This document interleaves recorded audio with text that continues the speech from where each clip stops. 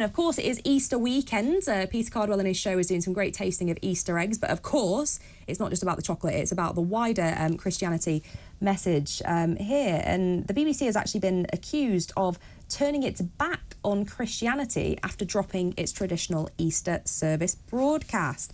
Now, since 2010, the BBC has broadcast the King's College Easter service live on BBC Two, but that's not going to be shown this year. The BBC is arguing that actually it's because they're doing wider coverage elsewhere on the network. But let's speak to someone in the know, shall we? Let's speak to John Mair, former BBC producer, to get his take. John, what do you make of this story? Look, the Daily Telegraph has 2 anti-BBC stories every day. About half of one is true. This story, read it. It's a total confection. They've thrown everything in by the kitchen sink. King's College, Desert Island Disc, and then they forgot to mention the Llandaff Cathedral live. You know, this story is a complete and utter confection, and the Telegraph ought to be ashamed of itself for printing it. Mm-hmm. I mean, I was quite surprised when you kind of read further down. There is such a wide range of other Easter coverage, isn't there? BBC One on Easter Sunday, as you say, Radio 2. There's the Pope, there's and there's a whole series of programs about faith. So one little thing, and Telegraph goes over the top. So stupid. I mean, really, grow up. Easter is Easter. We're now a multi-religious society anyway, so Easter is not that important anymore. We're also in the middle of Ramadan, so I'm afraid I didn't take it at all seriously. Mm-hmm. I'm curious though. I mean, your comment there about the Telegraph and its sort of anti-BBC stories. I mean, clearly stories are printed for a reason because they will get readers. So do you think there is a kind of wide proportion of society out there that's kind of outraged at anything the BBC does? I think there is an agenda out there. There's an agenda in the right-wing press to wound the BBC as much as they can. God knows why, commercial reasons, maybe they don't like the politics, but, every day the Telegraph prints 2 stories, anti-BBC stories. And, why don't they support this? This is a great national institution. They should be supporting it.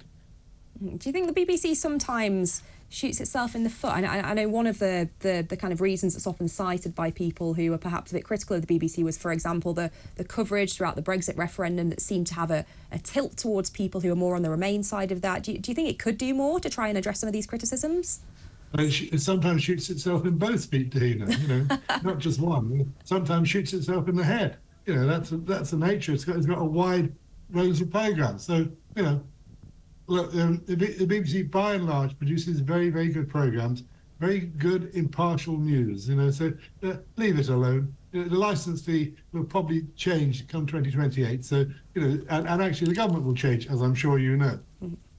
On the licence fee, can I pick your brains on that? Because, of course, there are quite wide calls and have been for a long time to change it, and it feels like there is a movement towards a kind of more modernised system, but what would you like to see from that? My piece in the Times, Dehenna. You'll see that I believe in a thing called a hybrid licence fee. You have a basic licence fee of 100 quid where you get everything you normally get once. And then you have to go to the other side of the paywall to get anything else, and you have to pay for that. And the paywall's called the iPlayer. So you have a basic licence fee, which may be progressive, who knows, but everything you want to hear second time, or if you want to drama, archive and so on, go to the other side of the iPlayer. The BBC's got a wonderful, wonderful library and wonderful programme makers. Exploit it. So I come halfway to you Tories on that one. Brilliant. Well, thank you so much, John. Can I ask a question? What are you most looking forward to watching on the BBC over this Easter weekend? Obviously no religion. What am I looking forward to watching? Yes. I'm currently watching the boat race, which I think they're doing very, very well. Very good. It's too long.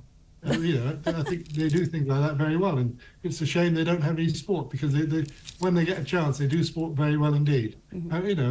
There's always a lot to watch, and I'll find something to watch, don't worry, but it won't be religion because I'm not religious. Well, thank you very much, John, for joining us. John there, former BBC producer, to talk about this story about the BBC being accused of abandoning Christianity because it's dropped its traditional Easter service broadcast. Yet the BBC's bounced back by saying it's covering a whole other range of kind of Easter content on other channels. We've got some on BBC One, some on Radio 2. We've got Desert Island Discs. Let us know your thoughts. What do you make of this? Have you enjoyed watching the kind of Easter service on BBC Two each year? Are you disappointed not to see it this year? Let us know. I don't know. I mean, I love Easter weekend as a time, ordinarily, when I'm not here in a TV studio, to kind of reflect, chill out with family. And I do tend to spend a fair bit of time in front of the telly, usually in a bit of a food coma on Easter Sunday. I don't usually watch the kind of Easter service content myself, but do you? Do you watch it at home? Will you miss it? Or, of course, would you rather be here on talkTV listening to some fantastic content here at the home of Common Sense?